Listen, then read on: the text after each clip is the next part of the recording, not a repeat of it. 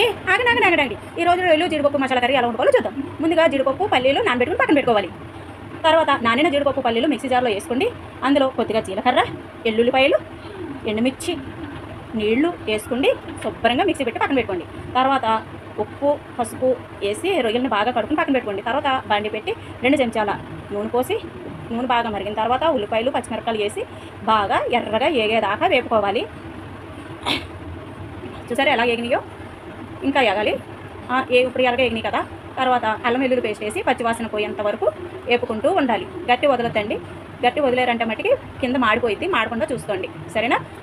అవి పచ్చివాసన పోయిన తర్వాత అందులో కారం, రుచికి సరిపడగా ఉప్పు, చిటికెడు పసుపు వేసి బాగా వేపుకోవాలి. చూసారా నూనె ఎలాగా పైకి తేలిందో అలా వేపండి. తర్వాత కడిగి పక్కన పెట్టుకున్న రొయ్యలు వేసి బాగా కలపాలి. బాగా కలిపి తర్వాత మూత పెట్టుకోవాలి.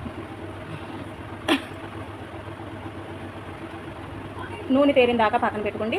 అప్పుడు మిక్సీ పట్టిన పేస్ట్ అందులో కూడా వేసి కొద్దిగా నీళ్ళు పోసుకోండి.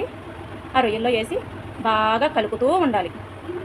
బాగా కలిపిన తర్వాత అవసరమైతే ఇంకొక గట్టిడు నీళ్ళు పోసుకుందాము. చూడండి నాకు ఇంకా నీళ్ళు పడతాయి, పోసాను. బాగా కలుపుకున్న తర్వాత కింద అడుగు పడుతుందండి. అడుగు పట్టకుండా కలుపుకుంటూ ఉండాలి. తర్వాత కరివేపాకు బాగా నలుపుకుండి అందులో వేయండి. తర్వాత కొంచెం గరం మసాలా వేసి కొత్తిమీర వేసి బాగా మగ్గనివ్వండి. బాగా మగ్గాలండి. మగ్గితేనే రొయ్యలకి ఆ మసాలా అనేది పడుతుంది. చూసారా? లాస్ట్లో కొత్తిమీర వేసుకోండి. స్టవ్ కట్టేయండి. మన గుమ్మగుమ్మలాడే రొయ్యల కూర రెడీ.